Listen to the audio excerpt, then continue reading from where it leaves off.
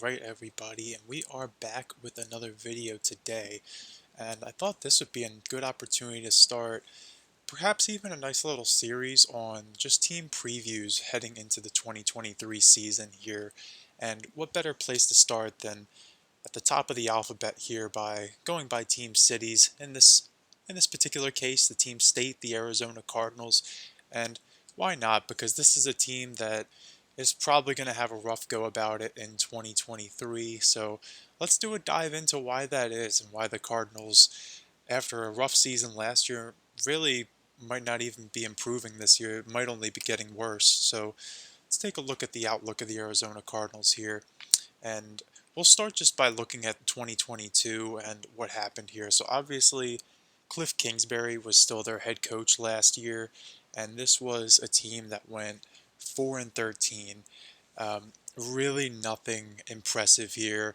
Only 4 wins over the Las Vegas Raiders, Carolina Panthers, New Orleans Saints, and Los Angeles Rams. Neither of those 4 teams making the playoffs, of course, and Arizona finishing with the third worst record in the National Football League last year. So let's look at some of the players down here, what was going on. Obviously, Kyler Murray started the season under the gun for them. We know how his season ended. He's not going to be starting the 2023 campaign for the Cardinals, but he did secure the bag last year. He will be in the state of Arizona for the foreseeable future. And he ends up here with 2,300 passing yards for 14 touchdowns, 7 interceptions, and 11 games started. Even for him, like, not very impressive stat line. He's somebody who, even once he does get back onto the field, is definitely going to have to prove that he's worth that money and worthy of that #1 overall pick they used on him just 4 years ago now in 2019. And looking at the rushing and receiving stats here, James Conner was leading the backfield there with some support from Eno Benjamin, Garrett Williams, and of course Kyler Murray himself.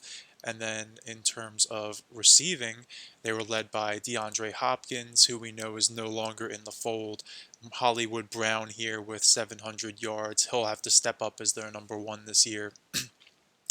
And then after that, nobody else even cracks 500 yards. We have Greg Dortch, Rondale Moore, Zach Ertz, James Conner again, this time on the receiving end of things, and even AJ Green and the twilight of his career. So not much really doing here. No 1,000-yard receivers.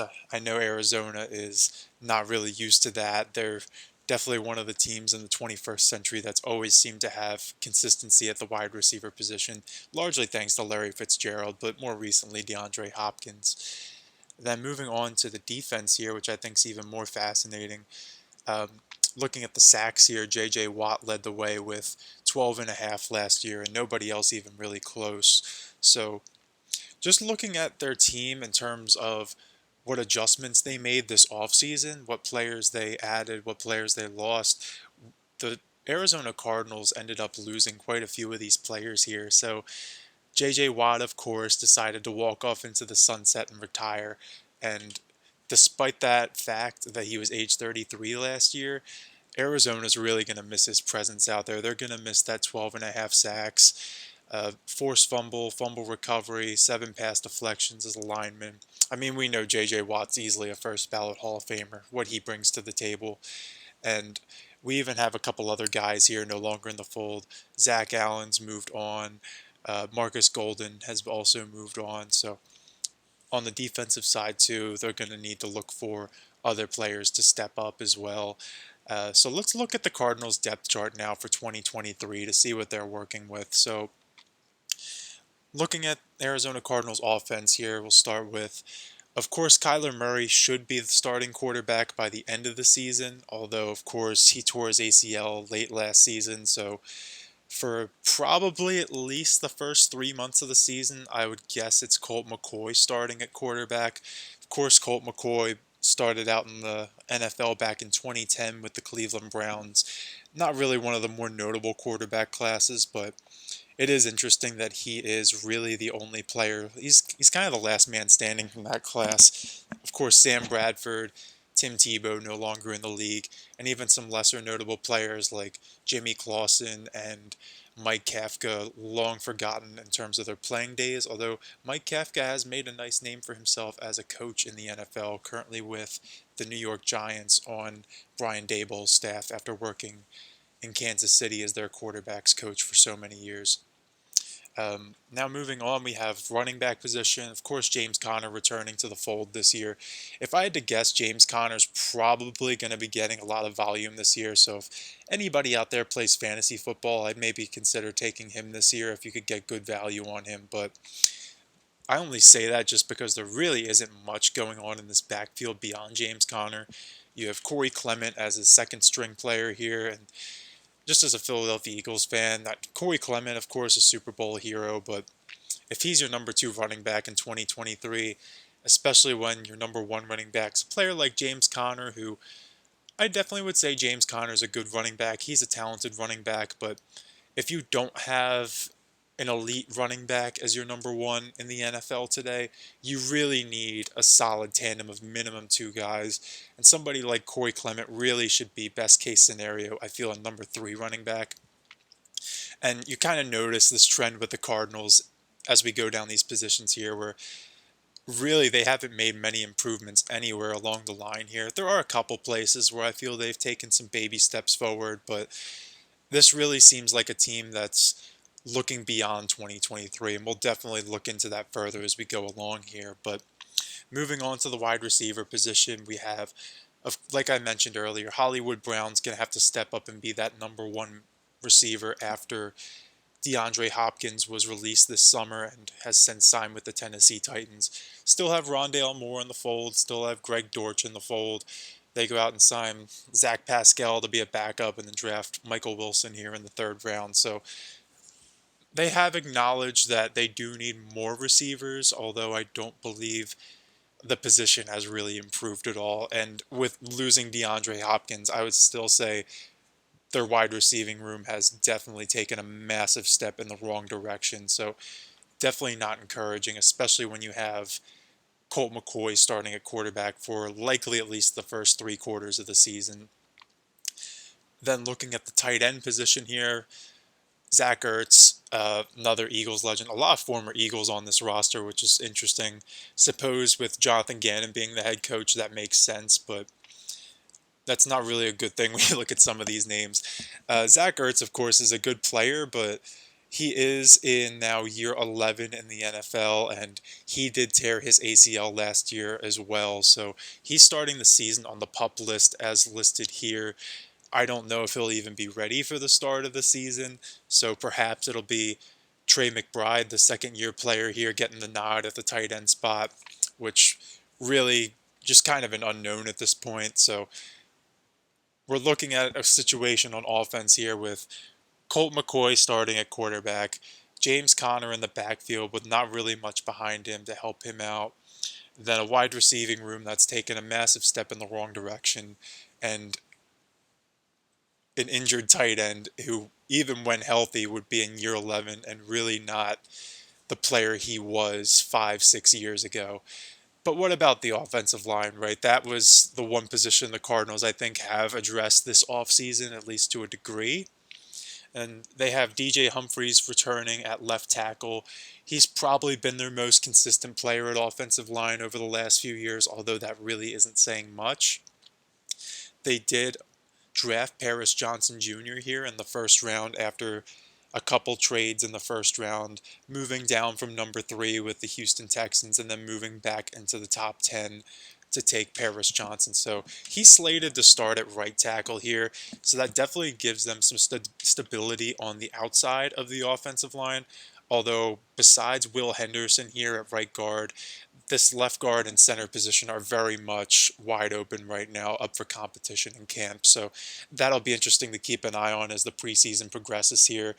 I would say those two positions are definitely ones that the coaching staff is going to be looking at very closely as we go through training camp and the 3 preseason games now that the Cardinals are going to be playing. So as a whole, this offense really doesn't impress me. This definitely looks like a team that's going to be finishing near the bottom of the league just going off of the offense. And then moving on to the defense, it really doesn't get much better. So, as we mentioned, they lost a few key pass rushers on defense here.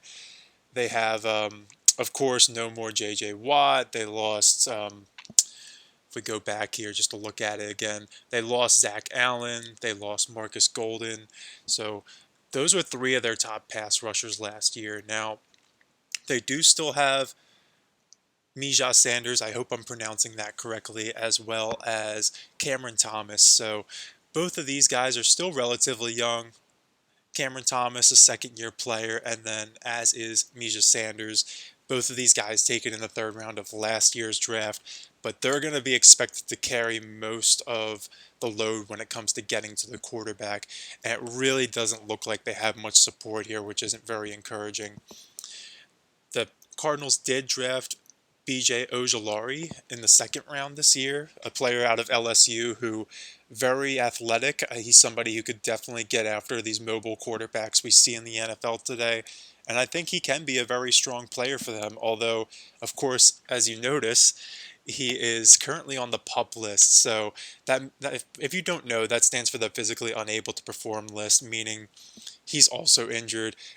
Back during the combine, he was dealing with a bit of a hamstring injury, and now it is a knee issue. Supposedly they're minor injuries, and he should be good to go by the time the season starts, but definitely worth keeping an eye on, considering the Cardinals really don't have much else going on here.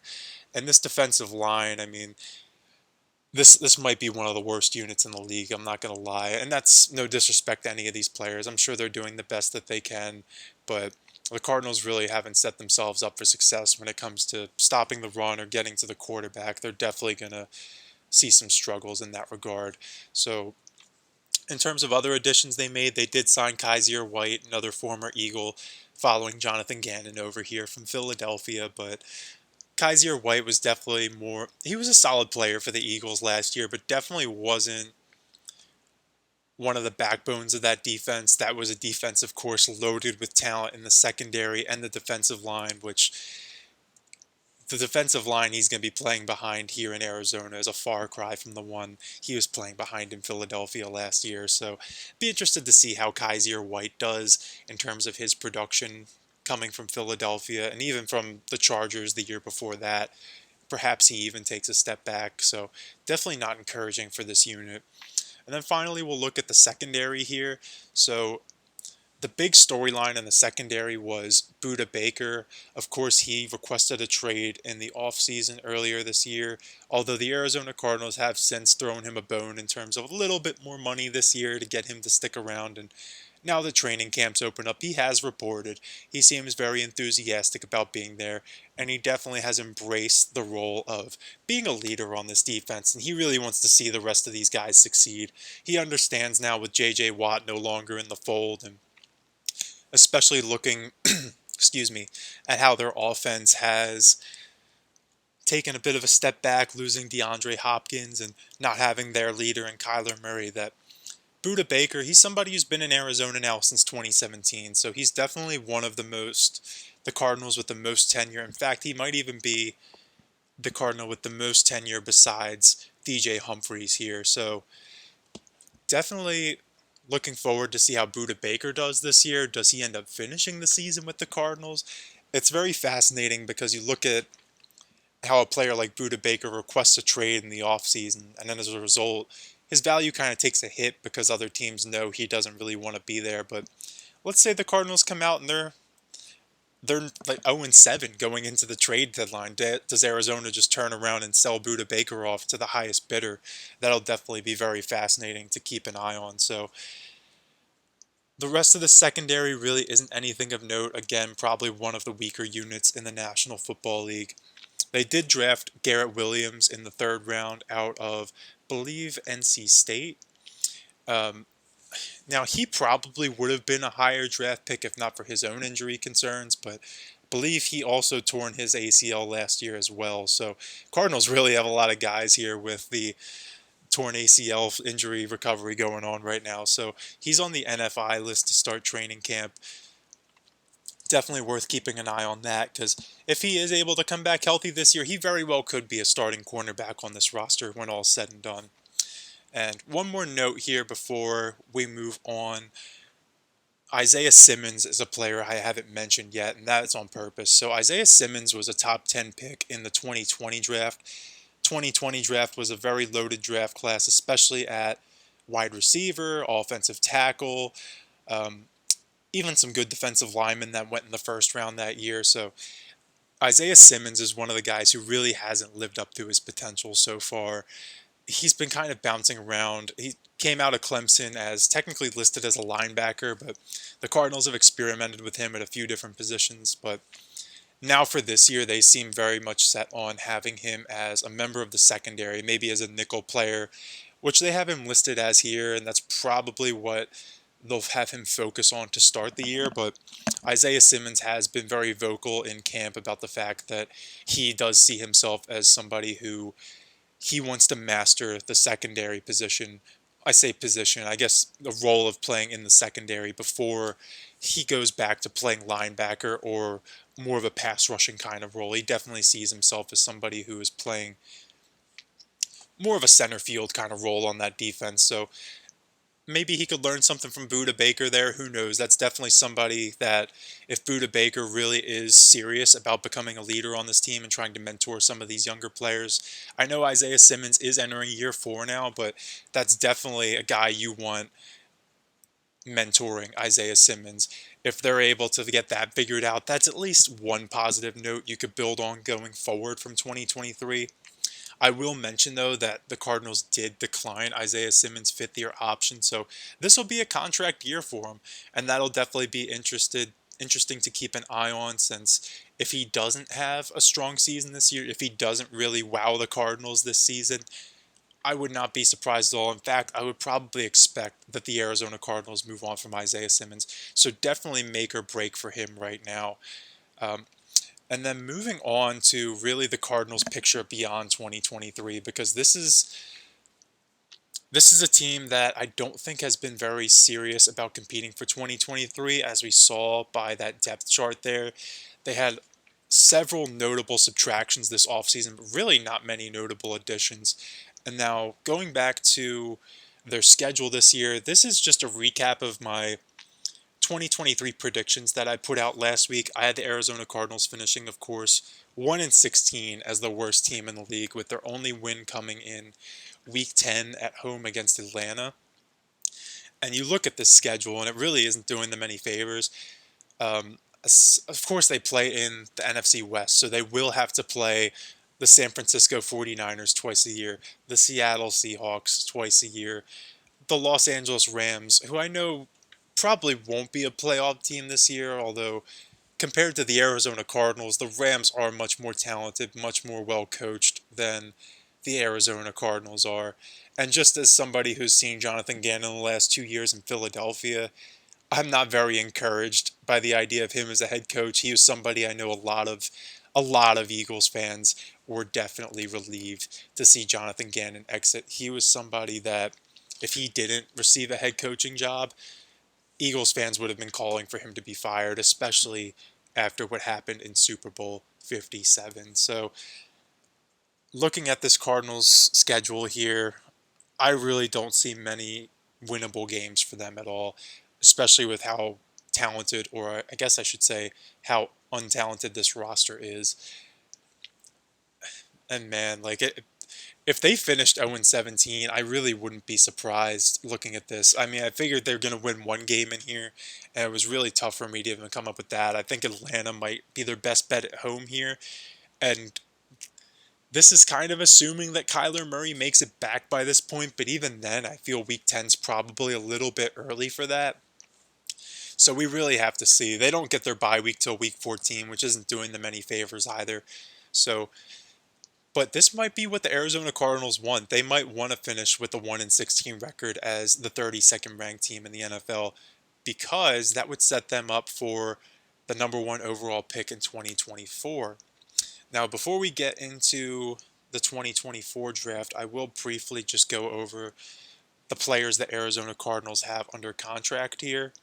So right now for 2023, They have $201 million allocated to the salary cap, which leaves them just under 20 million in salary cap space. I believe the NFL salary cap is right around that 220 million mark, although when a GM does want to get a player, they can usually get creative to find ways to fit them under the salary cap, although Arizona might not have one of the stronger front offices in the NFL, and certainly not a place that a player is looking to take a discount to go to right now. So it'd be interesting to see going into 2024 how they're able to manage that. Because looking here, it shows that they have 46 players under contract for 2024 as of August 2023. So that's only about 14 million more in cap space. In fact, just a little bit under 14 million in cap relief they'll get next year. And this doesn't even include, they'll have Hollywood Brown will be a free agent, Greg Dortch will be a free agent, and Gregory Dortch is somebody who's going to be one of their starting receivers this year, so he's definitely going to be looking for a raise as well. Just, I'm trying to figure out how these pieces fall into place, because then you have Colt McCoy, who's going to leave as a free agent most likely. If he's even in the NFL still by 2024, this really might be his last hurrah. He might call it a career after this year, which I wouldn't blame him.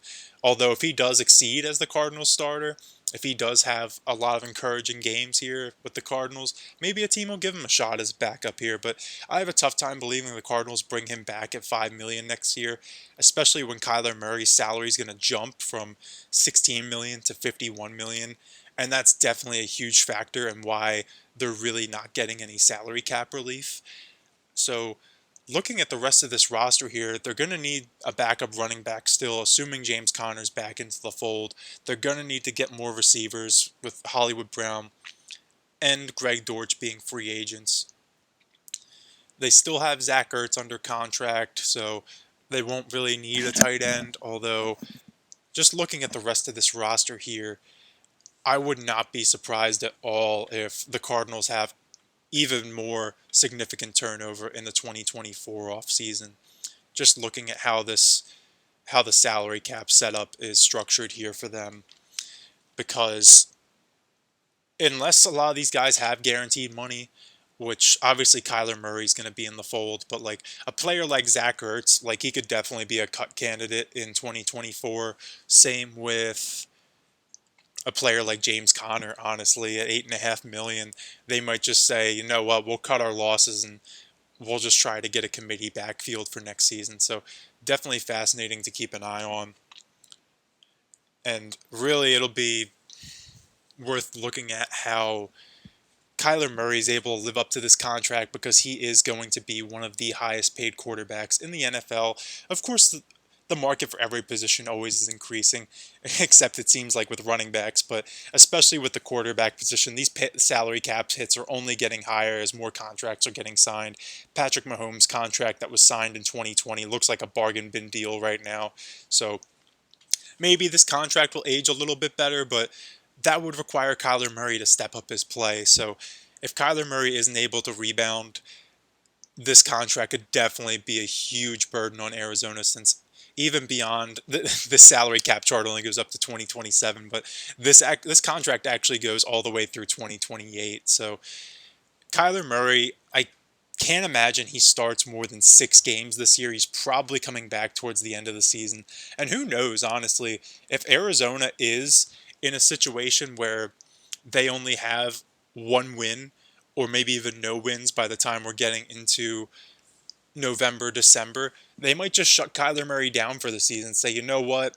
We do have this huge investment in him. He is a huge reason we're hamstrung in terms of being able to spend at other positions. Maybe we'll just save him and make sure he's healthy for 2024, because that would ensure they're losing more games and they'll get a higher draft pick, which will be my final point here with the Arizona Cardinals is I definitely think they have their sights set on the 2024 draft. So here's the Cardinals' 2024 draft picks.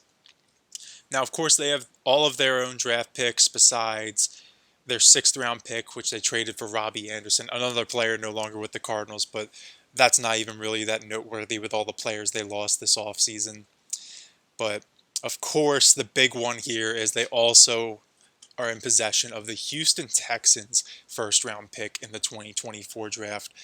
This was, of course, from the Will Anderson trade, where the Cardinals moved down from number 3 in the draft last year to number 12 before moving back up to number 6. But in the process, they were able to acquire this 2024 first round pick from the Houston Texans. So it's entirely possible that the Arizona Cardinals have an absolutely dreadful season, perhaps 1-16 like I predicted, although it could be 0-17, it could be 2-15, but I definitely foresee the Arizona Cardinals selecting near the top of the 2024 draft. Very likely a top 3 pick if I had to go out on a limb and take a guess right now.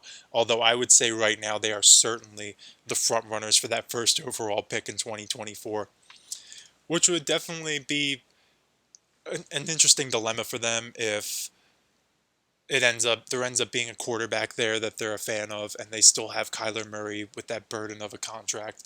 What they do, maybe they sell that pick off for more assets, but it's entirely possible that the Houston Texans are also near the bottom of the league this year. They're definitely on an upswing. I loved what they did last year, moving up to that number 3 overall pick to get Will Anderson. I feel they now have a solid building block on offense with C.J. Stroud, the 2nd overall pick, and on defense with Will Anderson, the 3rd overall pick. So at the very least, going forward, you know that's what you can build around. I can't say the same thing with the Arizona Cardinals. There really isn't much here I look at and say, yes, for the next 5+ years, this is somebody I know will be in the fold for the Arizona Cardinals. Paris Johnson could be a player like that on the offensive line, but yeah, there really isn't much here. And the other young talent they do have, B.J. Ojolari and Garrett Williams, they're already struggling with injuries, and they haven't even played a snap of NFL football yet. So definitely alarming if you're an Arizona Cardinals fan.